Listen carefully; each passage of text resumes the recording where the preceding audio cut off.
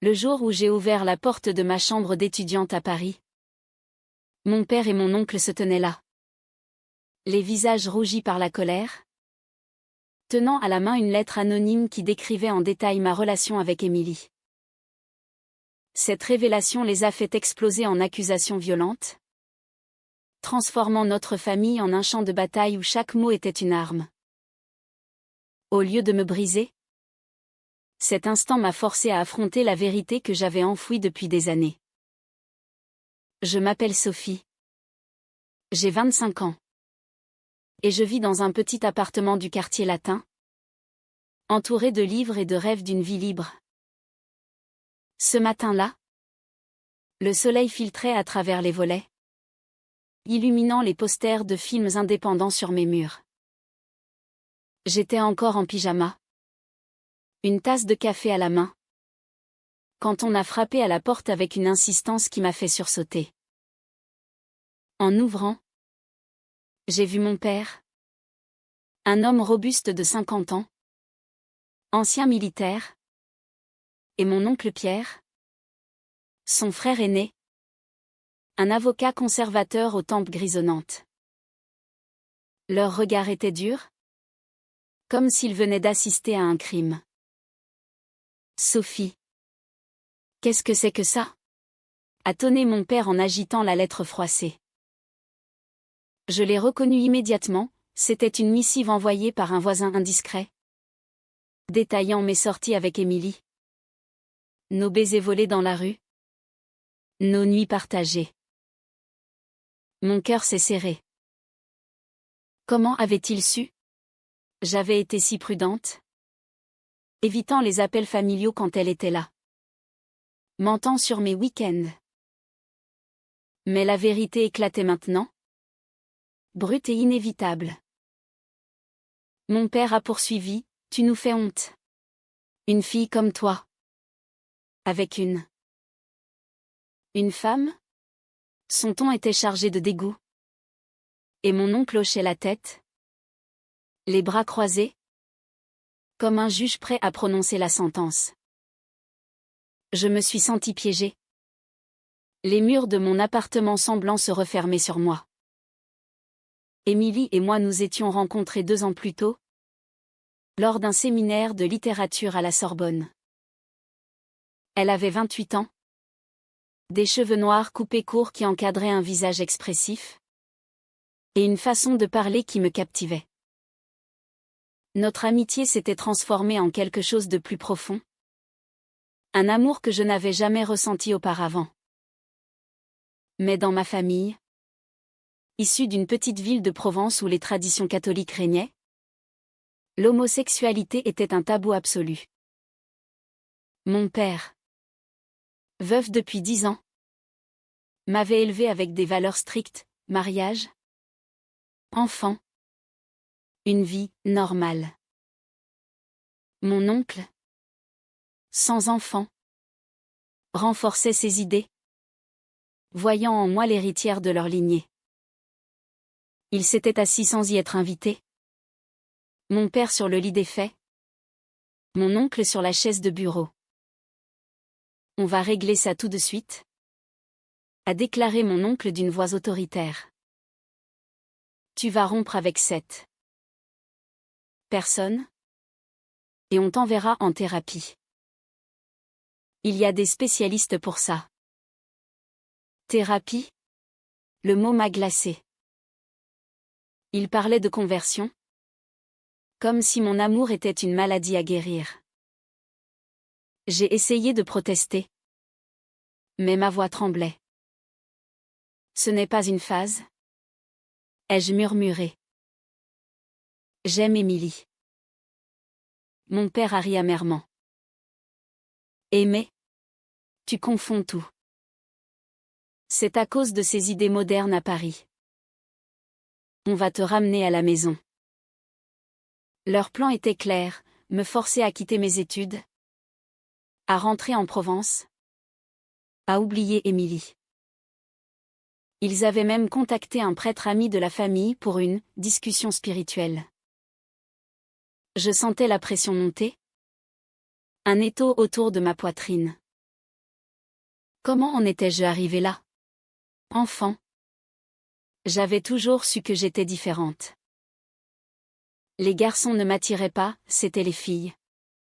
Avec leur grâce et leur intelligence, qui faisaient battre mon cœur. Mais j'avais réprimé ces sentiments, craignant le rejet.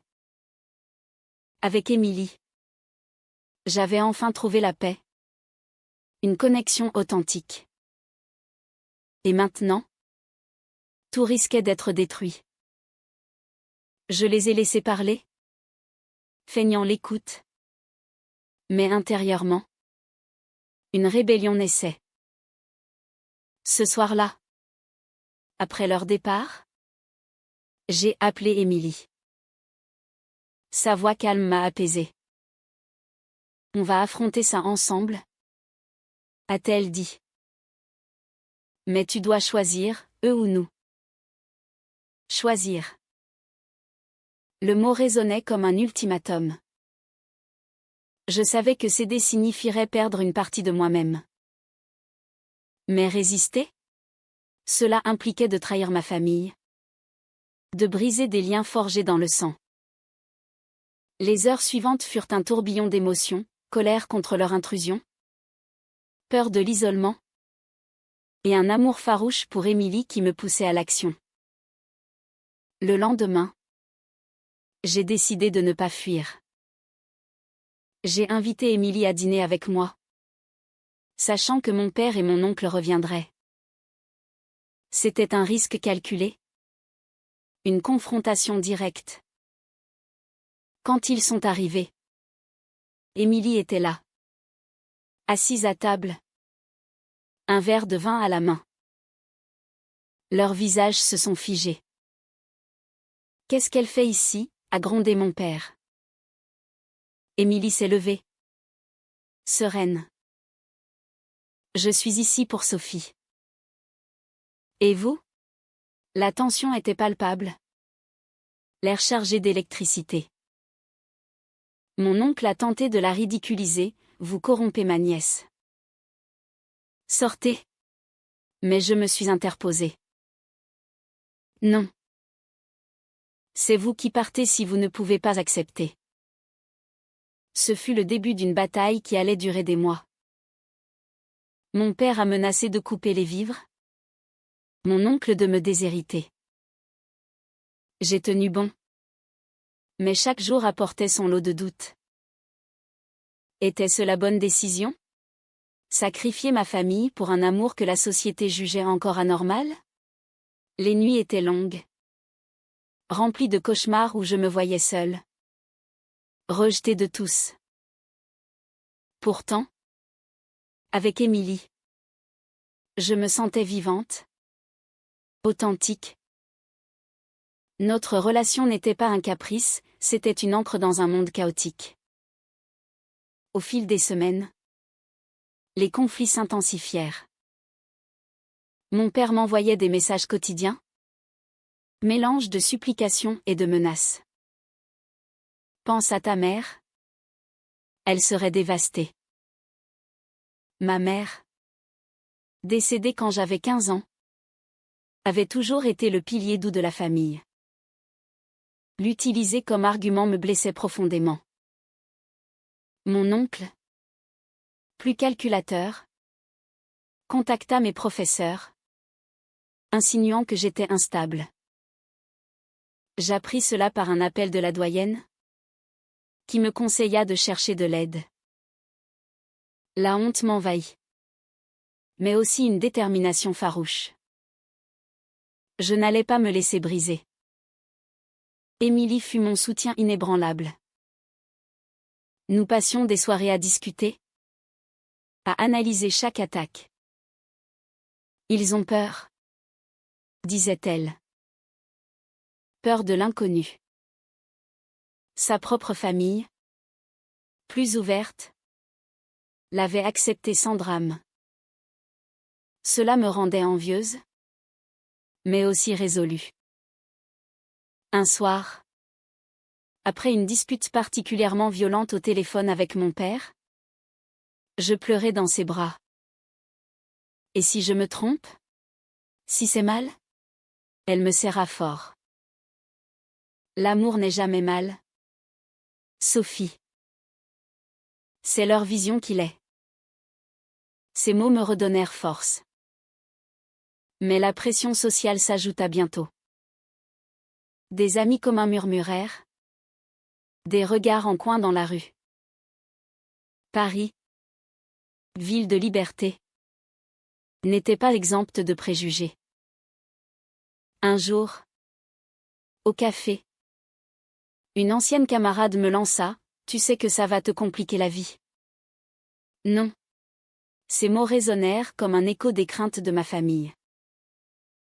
Je commençais à douter de tout, de ma carrière en journalisme, de mes rêves. Était-ce le prix à payer pour être moi-même? Les semaines suivantes furent un enchaînement de confrontations. Mon père vint seul à Paris, prétextant une visite surprise. Il m'emmena déjeuner dans un bistrot traditionnel, où il commanda du vin rouge et des escargots, comme pour rappeler nos racines provençales. Sophie, ma fille, commença-t-il d'une voix adoucie. Je t'aime. Mais ça, c'est pas toi. C'est une influence extérieure. Je sentis la manipulation, il essayait de me ramener à l'enfance. À l'époque où j'obéissais sans question. Papa, répliquai-je. C'est moi. Depuis toujours. Il secoua la tête, les yeux humides. Non. Ta mère et moi t'avons élevé pour une vie heureuse. Avec un mari. Des enfants. Pas ça. Le déjeuner se transforma en débat houleux. Il évoqua la Bible. Les valeurs familiales. La société. Pense au ragot en ville. On nous regarde déjà de travers. Je ripostai, et moi? Mes sentiments ne comptent pas? Pour la première fois. Je vis une faille dans son armure, un doute fugace. Mais il se reprit vite. On va t'aider. Pierre a trouvé un centre spécialisé. Juste quelques semaines. Un centre de conversion. L'idée me révoltait. Je quittai le restaurant en larmes, le laissant seul avec son assiette. De retour chez moi, Émilie m'attendait. Elle avait préparé du thé. Son geste habituel pour apaiser les tempêtes. Comment ça s'est passé, demanda-t-elle. Je lui racontai tout. Et elle écouta. Patiente. Puis elle dit, peut-être qu'il faut leur montrer qui nous sommes vraiment. Pas en mots. En actes.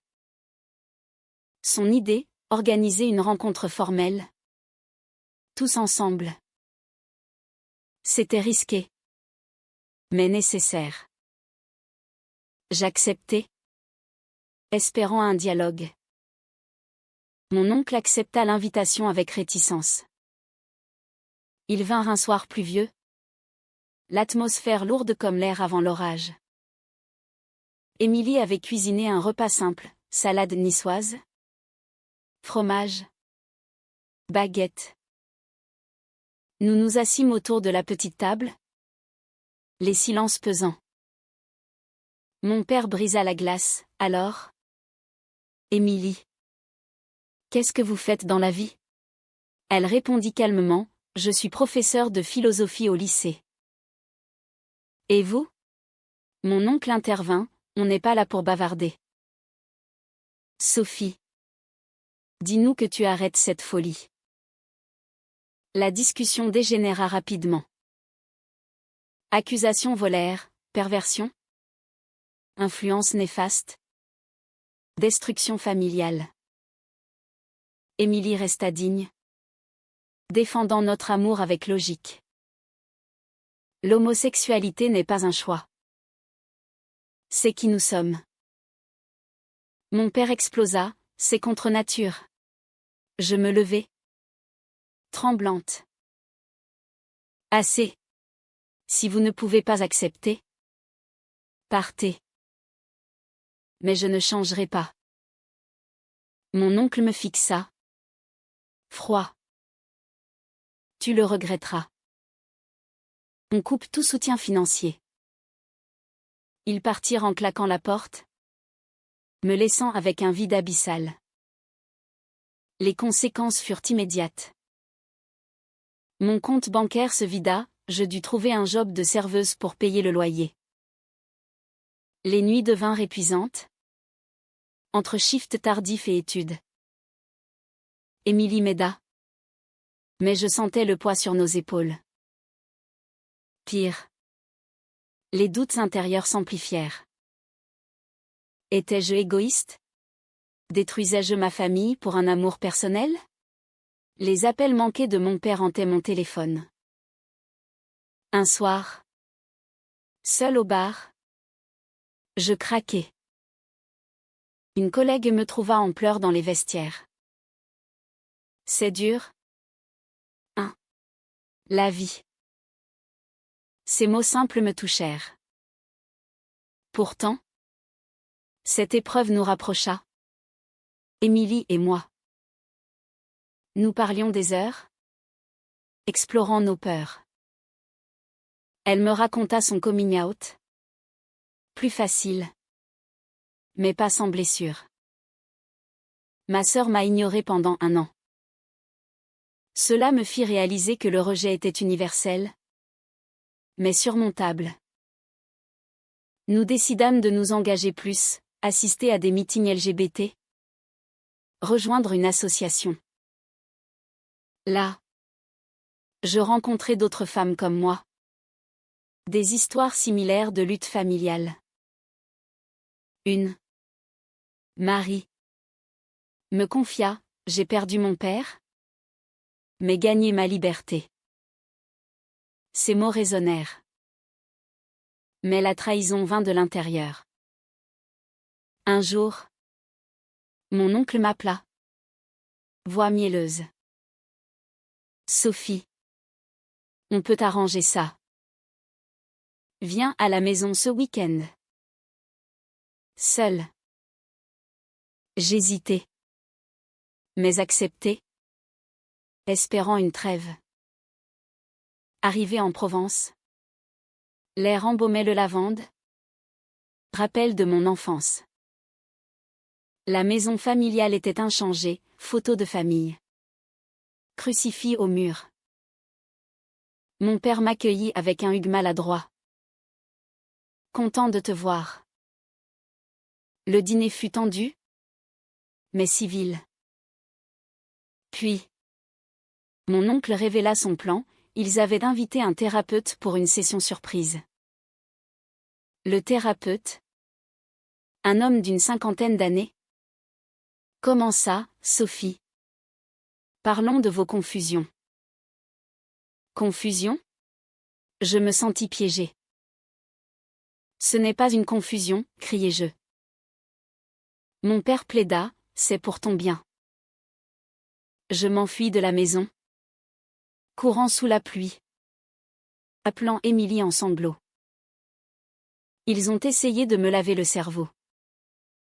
Elle me calma, rentre. On est plus forte. Ce fut un tournant, je compris que leur amour était conditionnel. Le mien inconditionnel. De retour à Paris, je coupai les ponts temporairement. Les mois suivants furent une reconstruction. Je excellai dans mes études, obtenant une bourse. Émilie et moi planifiâmes un voyage, symbole de notre résilience. Mais les cicatrices restaient, rêvantées par des disputes. Un sentiment de perte. La société amplifiait cela, articles sur les droits LGBT. Mais aussi haine en ligne.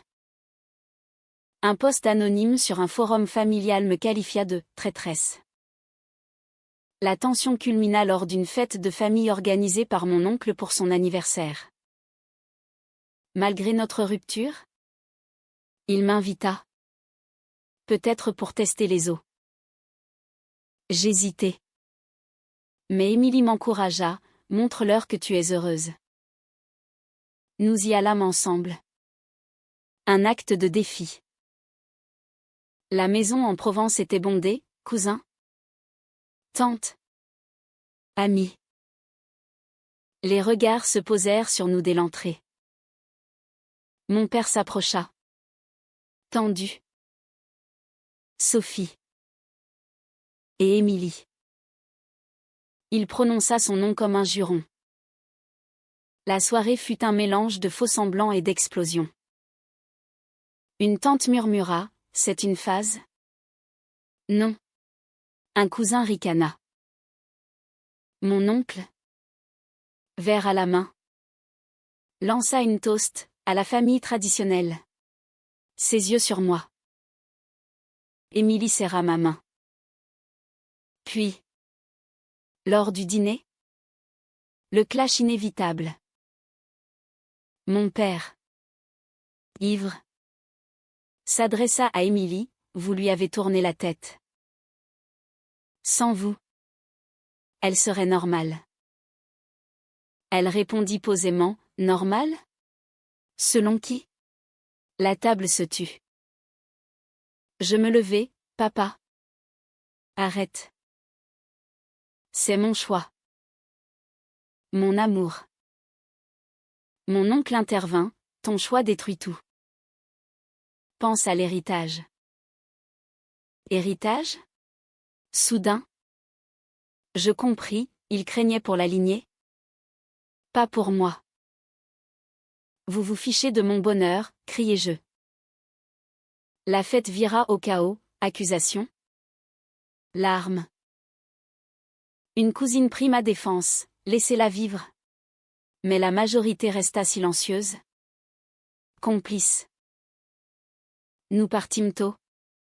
Le cœur lourd. Sur la route, Émilie dit, au moins. On a essayé. Cette nuit marqua un point de non-retour. Mon père m'envoya un ultimatum, choisis, nous ou elle. Je choisis elle. Mais avec un pincement. Les conséquences sociales s'aggravèrent, amis d'enfance me ghostèrent. Invitations cessèrent. À Paris, je me sentis isolé malgré le soutien d'Émilie. Les doutes moraux surgirent, étais-je en train de briser une famille pour égoïsme? La religion, inculquée jeune, me hantait. Était-ce un péché? Je lus des livres. Assistai à des débats. Une conférence sur l'éthique LGBT m'ouvrit les yeux, l'amour authentique n'est pas immoral. Pourtant, la trahison ultime vint de mon oncle. Il contacta mon employeur, insinuant des problèmes personnels affectant mon travail. Je fus convoqué, des rumeurs circulent. Humilié, je défendis ma vie privée. Cela me coûta une promotion. Furieuse, j'appelai mon oncle, pourquoi? Il répondit froidement, pour te réveiller. Ce fut la goutte d'eau. Je décidai de contre-attaquer, écrire un article sur mon expérience. Pour un journal étudiant. Anonyme d'abord. Mais vrai. L'article, intitulé « Vivre caché dans une famille conservatrice », fit sensation sur le campus. Des messages de soutien affluèrent, mais aussi de haine. Mon père le lut. M'appela enragé, tu nous exposes. Je répliquai, vous m'avez forcé. Cela creusa le fossé, mais libéra quelque chose en moi. Émilie fut fière, tu te bats. Nous renforçâmes notre engagement, parlant de mariage civil. Mais les pressions familiales persistaient, lettres. Appel.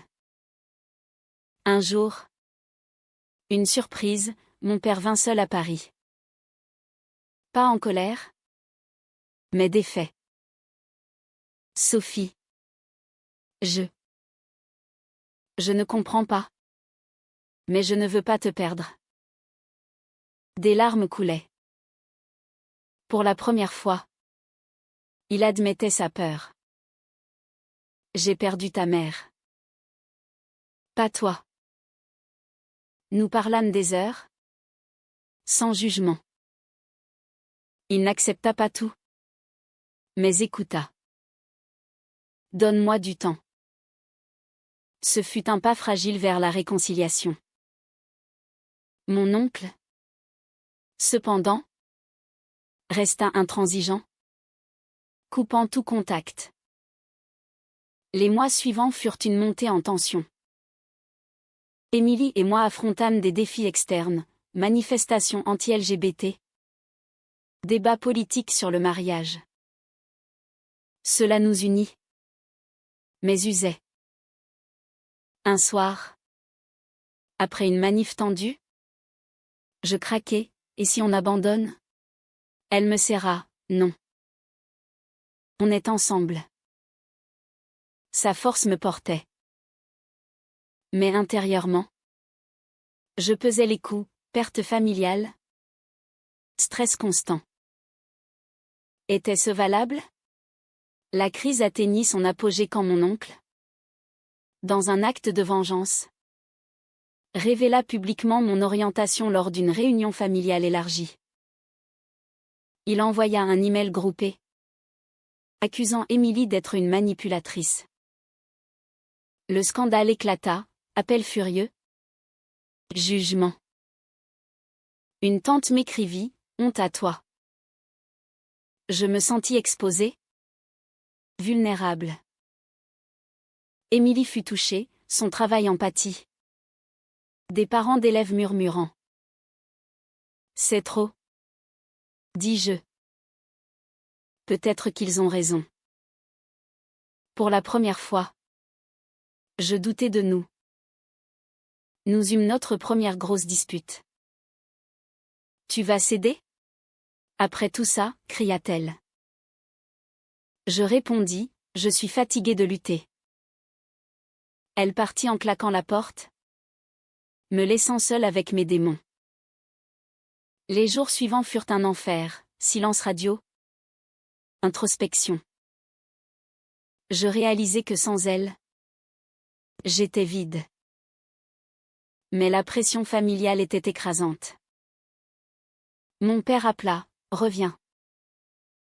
On t'accueillera. Sans elle. Tentant, mais faux. Je choisis de me battre. J'organisai une confrontation finale, une réunion à Paris, avec un médiateur neutre, un psychologue spécialisé en famille LGBT. Mon père accepta. Mon oncle refusa d'abord, puis céda sous pression. La session fut intense, larmes, accusations, révélations. Mon oncle admit sa peur de l'inconnu, mon père sa rigidité. Je partageais mes blessures, vous m'avez fait douter de moi. Émilie parla de notre amour pur. Lentement, des fissures apparurent. Mon père dit, je veux essayer de comprendre. Mon oncle resta muet, mais ne contredit pas. Ce fut un début de guérison. Les semaines après, des appels timides. Mon père envoya un livre sur l'homosexualité. Petit geste. Grand impact. Mon oncle s'excusa à demi-mot. La société évoluait aussi, loi progressiste. Soutien public. Émilie et moi nous réconciliâmes. Plus fortes.